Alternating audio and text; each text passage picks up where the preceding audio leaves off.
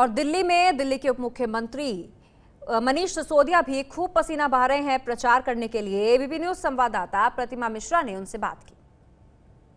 दिल्ली के deputy CM MCD चुनाव प्रचार के आखिरी दिन पूरा जोर झोंक रहे हैं, गली मोहल्लों में प्रचार करते हुए दिखाई दे रहे हैं लगातार, और कार्यकर्ताओं का भारी हुजूम इनके साथ चल रहा है। न घोड़ा न गाड़ी, पैदल यात्रा चल रही है आपकी लगातार। हम तो पैदल ही लोग हैं, हम तो गलियों के ही लोग हैं, वहीं रहते हैं, तो अभी भी हम गलियों में हैं, जनता के बीच में। जनता प्यार कर रही है।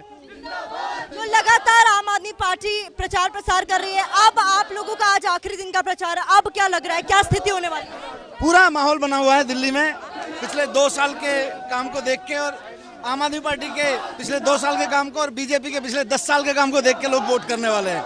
10 साल में बीजेपी ने लूटा है, उसके पास एक काम नहीं है गिनाने के लिए। आम आदमी पार्टी के पास में कामों की लिस्ट पे लिस्ट बनी हुई है, हम पूरा कर नहीं सकते गिनाते गिनाते।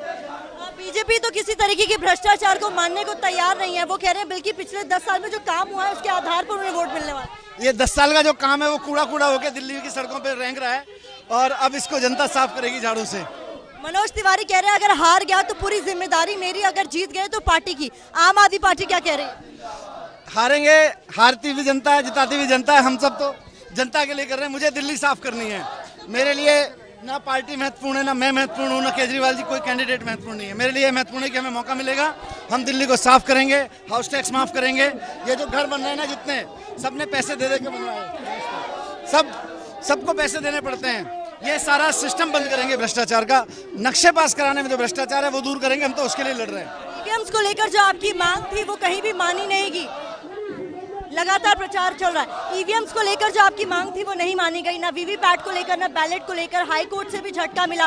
अब क्या मान के चल रहे हैं सर? ये बहुत दुखद है, क्योंकि ईवीएम पे जब क्वेश्चन उठ रहे हैं तो उनके साइंटिफिक जवाब दिए जाने चाहिए, ना कि एक अड़ियलपन दिखाना चाहिए। नहीं सब कुछ ठीक हो रहा है, सब कुछ ठीक हो रहा है। अगर सब कुछ ठीक हो रहा है तो फिर इतनी कमियां कैसे निकल रही हैं? अब सर क्या मतलब जो नतीजे आएंगे क्या उसे स्वीकार कर लेंगे आप? नहीं, नतीजे तो स्वीकार ही होंगे, नतीजे में क्या है, लेकिन इनको ईवीएम के प्रति कॉन्फिडेंस पैदा कर रही है जनता में। एबीपी न्यूज का जो सर्वे है आपने जरूर देखा होगा। 179 बीजेपी को, 26 सीटें कांग्रेस को और 45 सीटें आम आदमी पार्टी को। आप इस सर्वे से कितना अग्री करते हैं? बिल्कुल भी अग्री नहीं करते। अभी आप देखिएगा, इसका उल्टा आएगा, रिजल्ट उसके उल्टे आएंगे। आप लोगों का इंटरनल सर्वे क्या कह रहा है? हमारा इंटरनल सर्वे इसके एकदम उल्टा है। वो बता रहा है कि जो आपने बीजेपी को दिए उससे ज्यादा वोट हमको मिलने वाले हैं, आम आदमी पार्टी को मिलने वाले हैं। क्योंकि जनता देख रही है 10 साल में जिन्होंने दिल्ली को कूड़ा कूड़ा कर रखा है, उनको जनता वोट नहीं देना चाहती। अब सर चूंकि अब एक ही दिन बाकी है, कल वोट डलने शुरू हो जाएंगे, क्या अपील करेंगे आप लोग से?